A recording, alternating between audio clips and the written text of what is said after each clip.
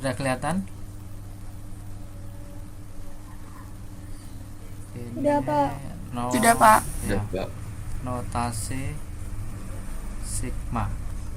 Nah, notasi sigma itu kan notasinya seperti ini kan, jumlah AK untuk K sama dengan 1 sampai N.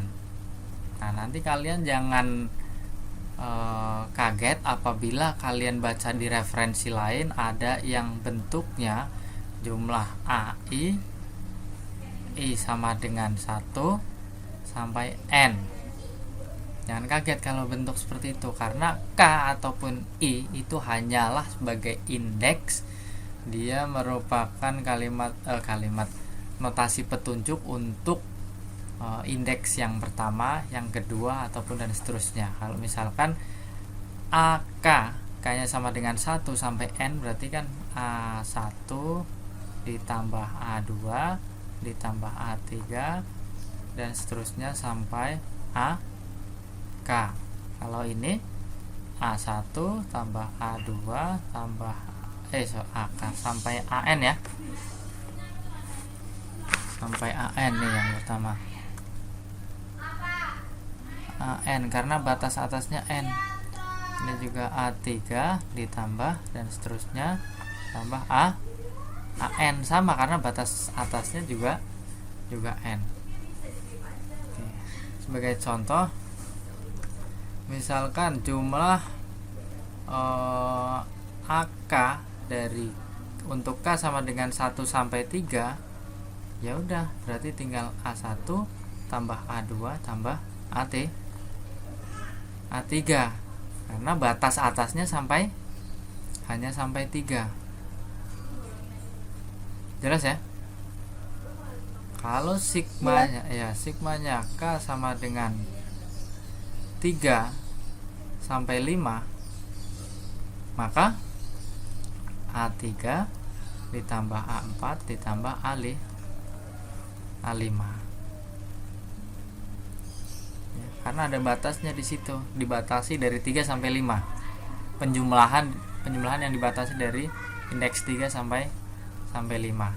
Nah, kemudian untuk SN maksudnya itu apa? Nah, ini ada notasi baru. Ada notasi baru jika jumlah N suku pertama barisan A itu dinotasikan dengan SN. Nah, maka kalau ada jumlah AK untuk K sama dengan 1 sampai 7, ini kan sama dengan A1 tambah A2 tambah A3 tambah A4 tambah A5 tambah A6 tambah A7 gini. Ini bisa kita tuliskan penjumlahan ini itu sama dengan S7 sama dengan A1 tambah A2 tambah A3 tambah A4 tambah A5 tambah A6 tambah A7. Artinya apa? Artinya hanya ini notasi tambahan untuk lebih mempermudah, untuk lebih menyingkat lagi. Seperti itu. Sebenarnya sama saja. Ya. Oke. Kemudian notasi sigma juga memiliki beberapa sifat. Nah, sifat-sifatnya nanti bisa kalian baca, bisa kalian pahami. Itu ada 9 kurang lebih yang di buku. Nanti kalian pahami. Kemudian kalau masih kurang paham, nanti boleh ditanyakan saya di luar jam, nggak masalah. Atau nanti saya buatkan videonya. Oke. Selanjutnya, konsep induksi matematika itu sudah saya berikan. Coba kalian perhatikan halaman 5 untuk yang tugas mandiri. Ini saya jelaskan nomor 1 saja, kilas. Tugas mandiri. Di situ kan tertulis bentuk dari notasi sigma, betul nggak? Buktikan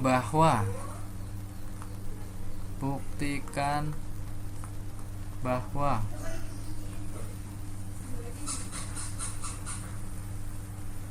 Oke, Pobi coba bacain, Bi. Buktikan bahwa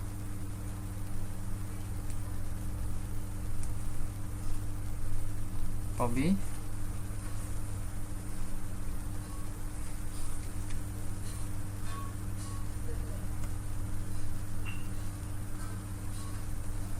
ada nggak ini orangnya?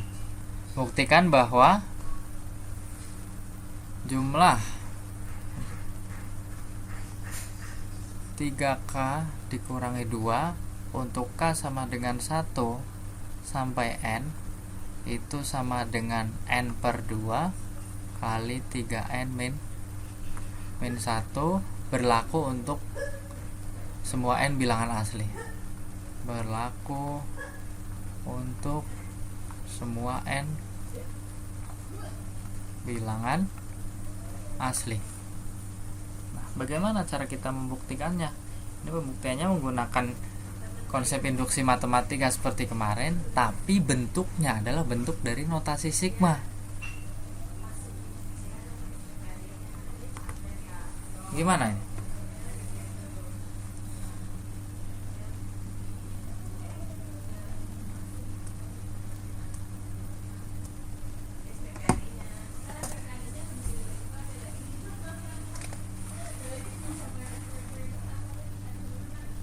Halo, gimana bos? Tidak tahu, Pak. Hah? Tidak tahu. Udah tahu. Nah, kita ubah dulu ya bentuk notasi sigmanya ya. Maka kalau notasi sigma 3K min 2 untuk K sama dengan 1 sampai N, ini kan sama dengan, saya substitusikan 3, K nya saya ubah jadi 1. 3 kali 1 dikurangi 2 ditambah 3 kali 2 dikurangi 2 ditambah 3 kali 3 dikurangi 2 ditambah 3 kali 4 dikurangi 2 dan seterusnya. Karena itu batas atasnya adalah sampai N, maka ini saya tulis tambah dan seterusnya sampai 3 kali N dikurangi 2. Nah, jadi untuk menjabarkan dari notasi sigma ini, notasi sigma itu tadi kan penjumlahan kan. Untuk K nya sama dengan 1 sampai N. Jadi penjumlahannya urut, substitusinya urut 1, 2, 3, 4. Kalau kalian mau nulisin sampai 5, 6, 7, 8, 9, 10 boleh, tapi kan boros. Nah, oke, jadi tertulis, saya tulis seperti ini. Jelas ya untuk penjabarannya ya.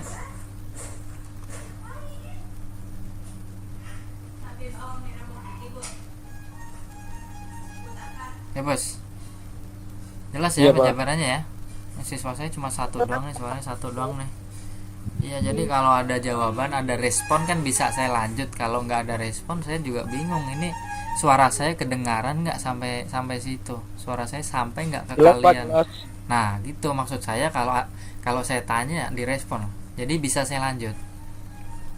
Oke ya, lanjut ya. Ya, Pak, lanjut. Oke. Sekarang kita operasikan. 3 kali 1, 3 dikurangi 2, berarti ini 1 ditambah 6 dikurangi 2, 4 ya, ditambah 8 7. 7. 7 7 ditambah 10 10 ditambah dan seterusnya sampai 3N min 2. Nah, ternyata bentuknya sama nggak dengan kemarin soal yang Pak Hadi kasih yang di awal. Ternyata pada saat bentuk notasi sigma ini saya jabarkan, bentuknya sama dengan yang saya kasih waktu itu. Coba kalian buka bukunya lagi. Ada kan bentuk deret seperti ini kan?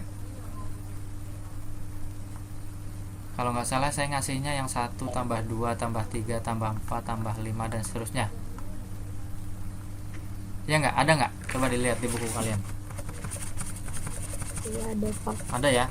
Nah ternyata dari notasi sigma ini pada saat kita jabarkan hasilnya ya deret. Hasilnya penjumlahan seperti ini. Nah pada saat kita sudah memiliki deret seperti ini, barulah kita buktikan bahwa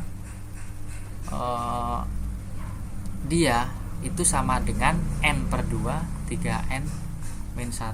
Nah itu pembuktiannya menggunakan induksi matematika.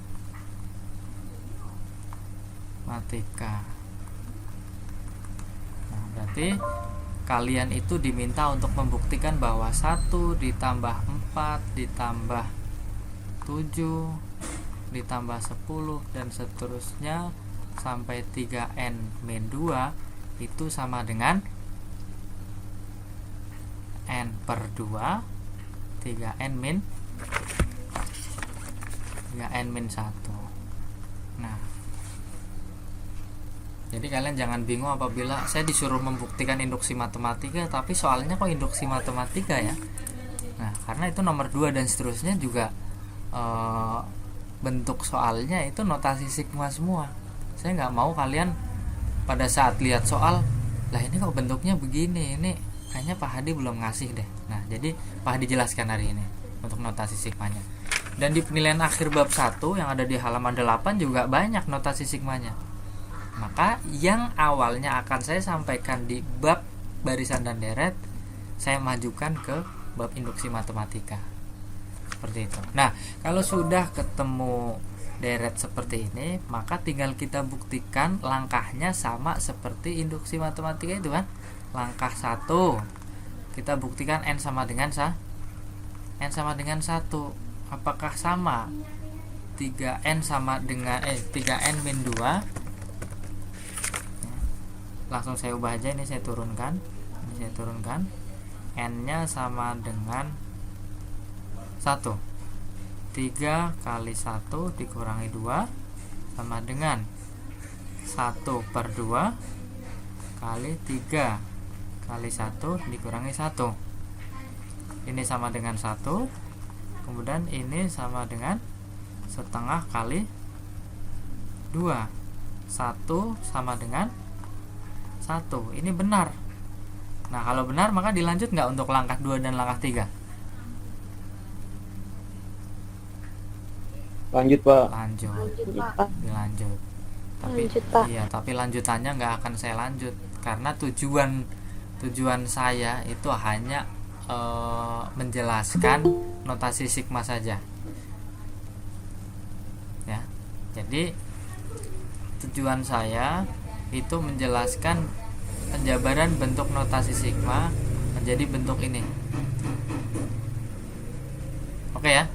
Untuk induksi matematika saya yakinlah kalian semua udah bisa. Orang kemarin udah beberapa pertemuan, 4 kali pertemuan induksi matematika terus ketemunya ya kan? Iya Pak. Oke. Nah, jadi seperti itulah notasi sigma di LKS sudah ada, kemudian sifat-sifatnya bisa kalian pahami. Intinya induksi matematika apabila dijabarkan itu hasilnya adalah penjumlahan. Hasilnya adalah deret bilangan. Seperti itu. Oke. Ada pertanyaan?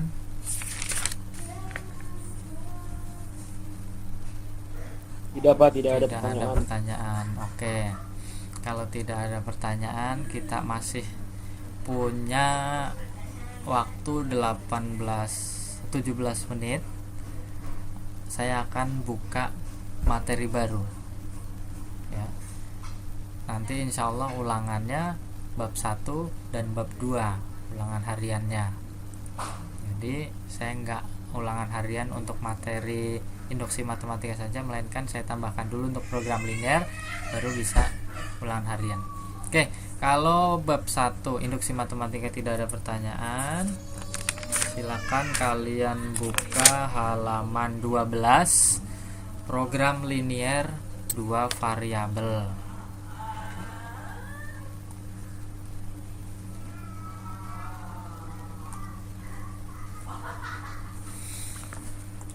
Program linear dua variabel.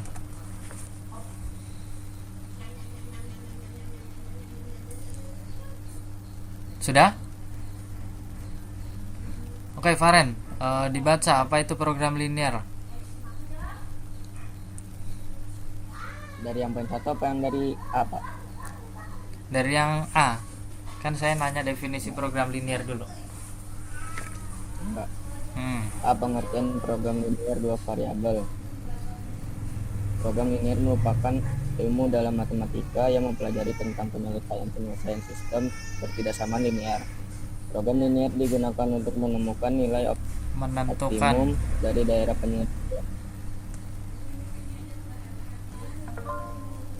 penyelesaian suatu fungsi objektif. Dalam hal ini, sistem pertidaksamaan linear menggunakan dua buah variabel. Oke, stop. Satu grafik Stop. Sudah ya? Oke.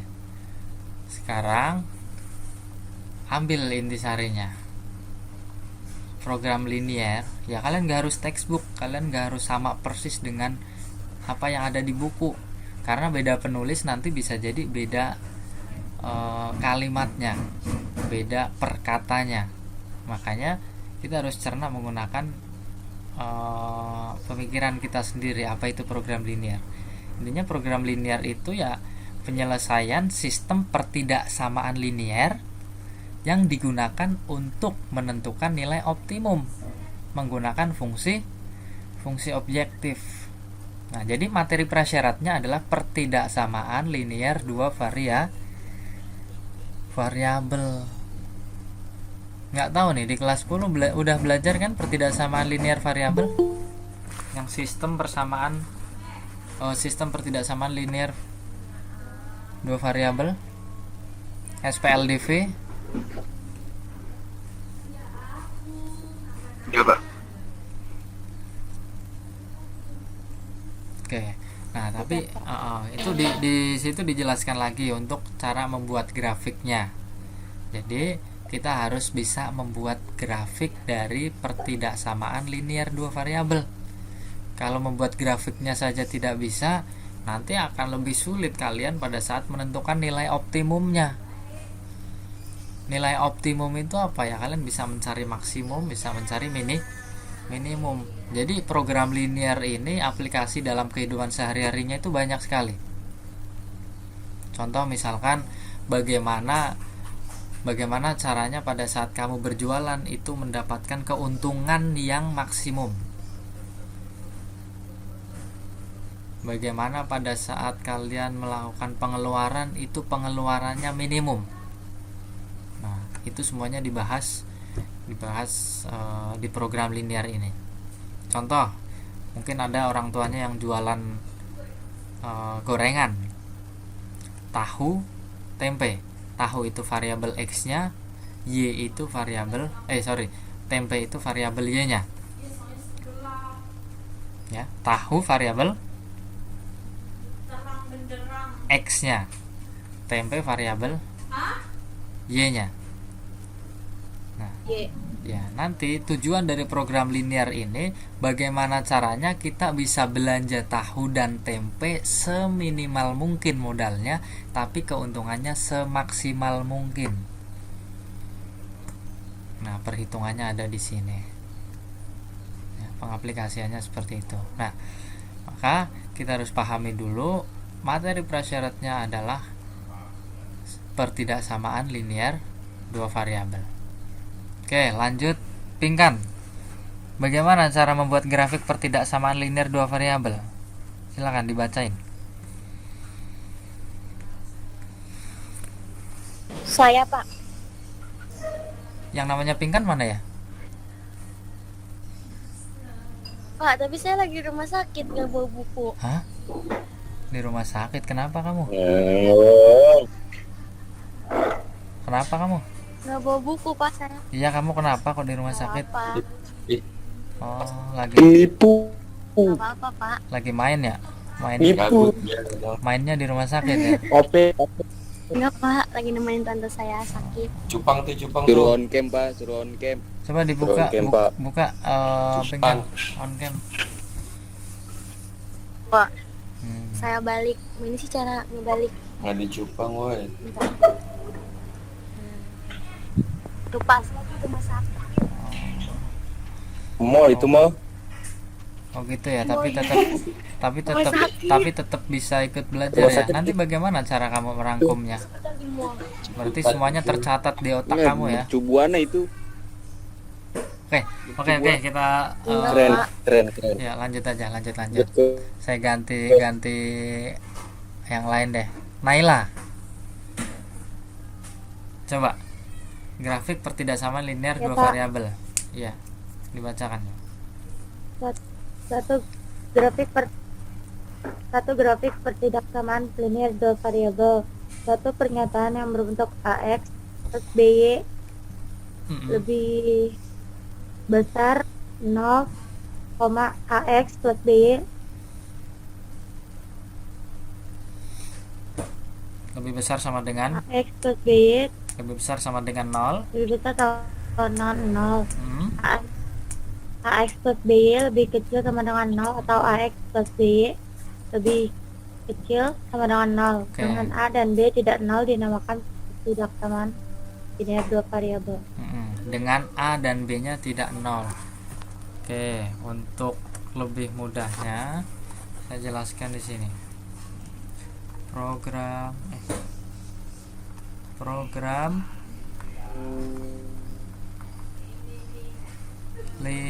linear. Ini ya. Tadi yang pertama definisinya. Definisi dari program linear gitu ya. Itu mempelajari tentang penyelesaian sistem pertidaksamaan linear gitu ya. Mempelajari penyelesaian sistem pertidaksamaan linear. Sistem pertidaksamaan linear yang digunakan untuk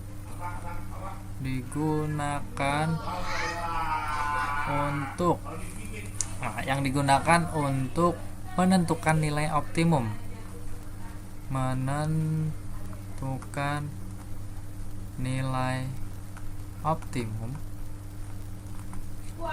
dengan fungsi objektif gitu ya. Fungsi objektif. Oke, ini A ya. Baru satu, ini mencari atau menentukan grafik pertidaksamaan linear dua variabel. Saya singkat pertidaksamaan linear dua variabel. Oke. Jadi yang namanya pertidaksamaan itu ya tanda apa namanya? Notasinya ya pertidaksamaan. Kalau persamaan itu kan sama dengan tandanya. Persamaan itu kan tandanya sama dengan. Nah, kalau pertidaksamaan tanda hubungnya ya pertidaksamaan. Apa saja tanda dari pertidaksamaan?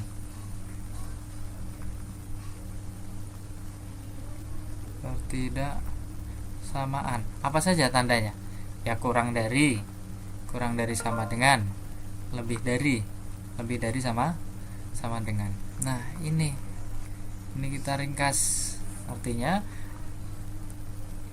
kan pertidaksamaannya kan sama semua nih, AX plus BY titik 0, AX plus BY titik 0, AX plus BY titik 0, AX plus BY titik 0, gitu kan.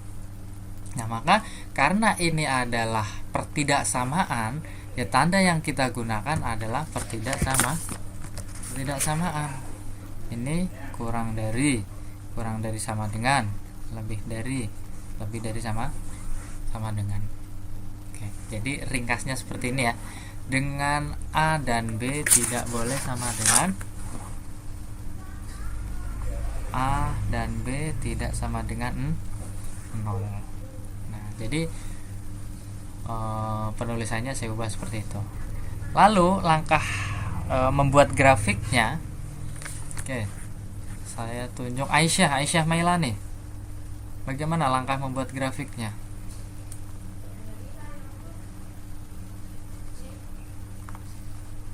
Aisyah? Saya Pak. Ya. Nggak lagi di rumah sakit kan? Enggak Pak. Enggak. Oke. Coba dibacakan langkah-langkahnya.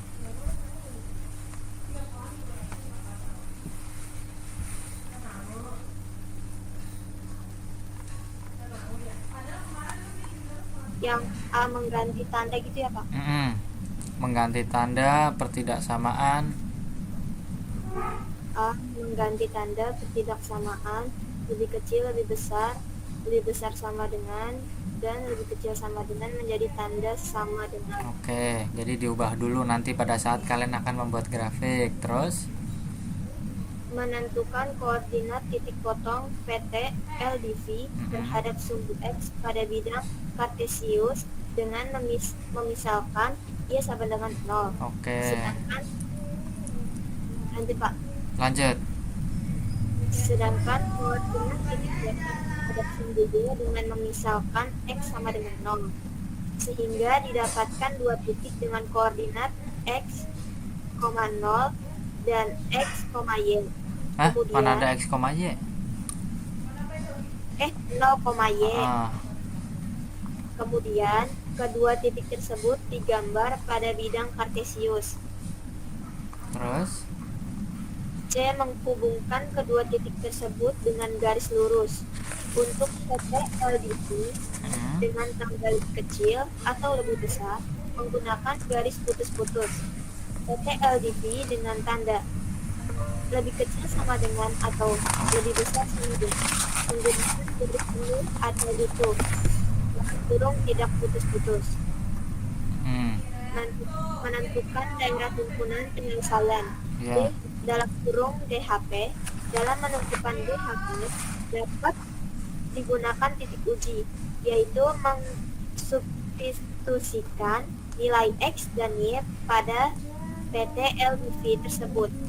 Jika nilai X dan Y yang mensubstitusikan memenuhi PT LDV, maka daerah berada pada sisi garis linear tersebut merupakan daerah himpunan penyelesaiannya. Oke, terus mengarsir daerah himpunan Daerah himpunan penyelesaian penyelesaian dari PT LDV. Oke. Saya tidak akan mengulang apa yang dibacakan. Ya, saya tidak akan menuliskan dari A sampai E karena itu di LKS sudah ada. Kemudian saya akan menuliskan apa yang saya cerna dari Aisyah Mailani barusan. Intinya yang pertama, apabila ada pertidaksamaannya kita ubah dulu menjadi sama dengan. Misalkan ada AX plus BY, AX plus BY ini kita ubah dulu menjadi sama dengan 0. CX plus DY nya juga kita ubah menjadi sama dengan 0.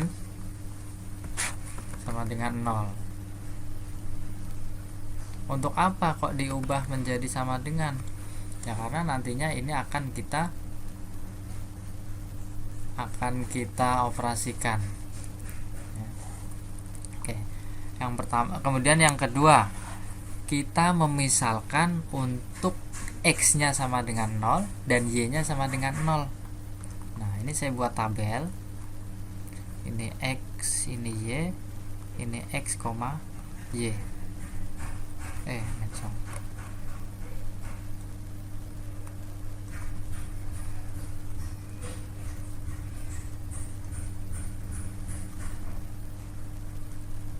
Oke. Saya buat grafik seperti ini. Untuk persamaan AX plus BY sama dengan 0. Apabila X-nya 0, maka A kali X sama dengan 0 plus BY sama dengan 0. Maka pada saat X-nya 0, Y-nya berapa?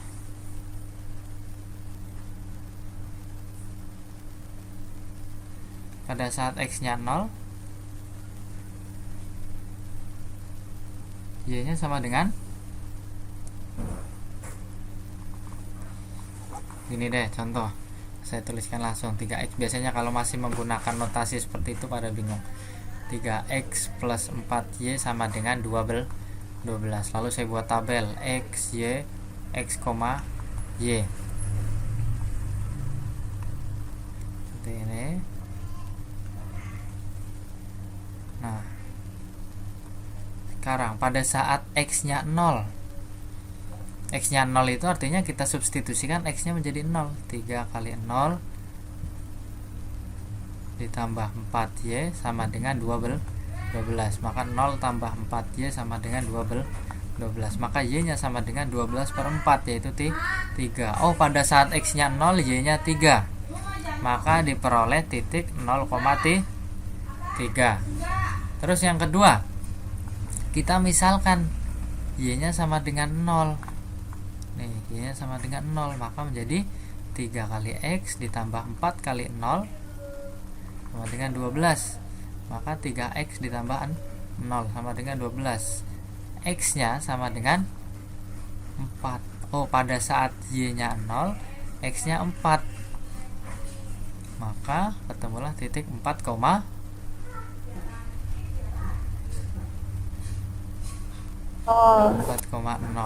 Seperti itu. Nah, berarti kalau ini pada saat X nya 0, ini Y, berarti terbentuklah titik 0,Y, dan pada saat Y nya 0, ini X, berarti terbentuklah X, 0.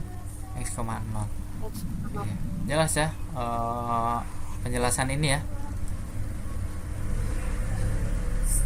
Kemudian yang satu juga sama, jadi untuk persamaan yang satunya juga sama. Yang satunya juga sama, kamu peroleh titik koordinat 0,Y dan X, 0. Nanti aja.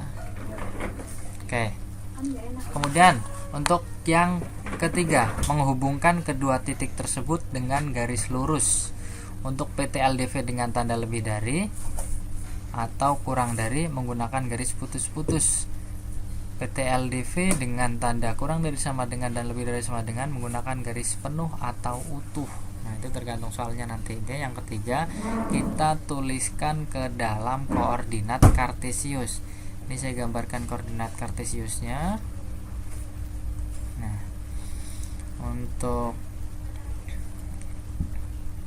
misalkan ini di titik 0,Y. Nah, katakannya ini sumbu X, ini sumbu Y. Nah, maka akan terbentuk suatu persamaan garis seperti ini ya, misalkan ya. Oke. Nah, ini tergantung soalnya nanti. Kalau kurang dari, ini arsirannya ke bawah. Kalau lebih dari X, Y, kalau lebih dari itu arsinya ke atas. Bagaimana cara mengujinya? Cara mengujinya tinggal kita substitusikan X, atau dimisalkan X dan Y nya sama dengan 0. Misalkan tadi kan kita misalkan X, salah satunya sama dengan 0 kan, X nya sama dengan 0 yang pertama, kemudian yang kedua dimisalkan Y nya sama dengan 0. Nah, pada saat kita akan membuat garis arsiran ini untuk menentukan DHP nya, kita misalkan dua-duanya 0. Berarti kalau ini dua-duanya 0, AX plus BY. Contoh ini soalnya tadi kurang dari, misalkan ya. Ini saya tulis kurang dari sini. Kurang dari 0. Maka X nya kan 0, A kali 0, 0 ditambah BY, Y nya 0, B kali Y 0, kurang dari 0. Maka 0 kurang dari 0. Nah, ini tanda kurang dari. Tanda kurang dari itu menunjukkan bahwa arsirannya itu menuju ke 0 ya. Menuju ke 0 atau kurang dari 0. Kurang dari 0 kan berarti kan ke ruas kiri ini dan ke ke bawah, makanya yang diarsir ke kiri. Untuk yang lebih dari AX ditambah BY lebih dari 0, ini kan 0 tambah 0 lebih dari 0, 0 lebih dari 0. Nah, artinya yang diarsir itu yang lebih dari 0 ke sana. Itu cara kita menentukan DHP. Nah, maka daerah yang diarsir inilah yang dinamakan daerah himpunan penyelesaian. Nah, ini udah sekaligus poin 2 saya jelaskan juga. Poin 2 itu menentukan himpunan penyelesaian sistem pertidaksamaan linear dua variabel. Ya, menggambar setiap garis pertidaksamaan yang diberikan oleh sistem bla bla bla menggunakan salah satu titik uji. Nah, 0,0 itu yang tadi saya misalkan X dan Y nya 0 ini namanya titik uji untuk menentukan daerah yang memenuhi setiap pertidaksamaan menggunakan arsiran. Menentukan daerah yang memenuhi sistem pertidaksamaan linear yaitu daerah yang beririsan dengan daerah yang memenuhi pertidaksamaan linear. Nah, seperti itu. Nah, ini untuk pertemuan pertama kita mempelajari mengenai langkah-langkah membuat grafik pertidaksamaan linear dua variabel. Nanti untuk langkah berikutnya kita latihan soal yang akan saya gunakan nanti soal yang ada di LKS saja, tugas mandiri minggu depan kita bahas bareng-bareng. Tapi sebelum kita bahas, mudah-mudahan kalian sudah mempelajarinya terlebih dahulu. Jadi pada saat belajar kalian tidak benar-benar dari nol. Pada saat belajar dengan saya sudah tidak dari nol lagi, melainkan sudah sedikit memahami tentang cara membuat grafik pertidaksamaan linear dua variabel. Oke. Nanti kalau sudah masuk ke latihan soal biasanya akan lebih jelas dibandingkan dengan notasi-notasi, karena siswa menganggap matematika itu banyak banget notasinya, lagi-lagi ketemu X, lagi-lagi ketemu Y, dan seterusnya. Banyak sekali seperti itu ya. Jadi hari ini kita mempelajari tentang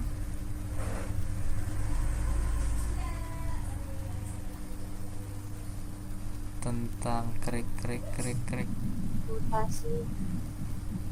Apa yang kita pelajari hari ini?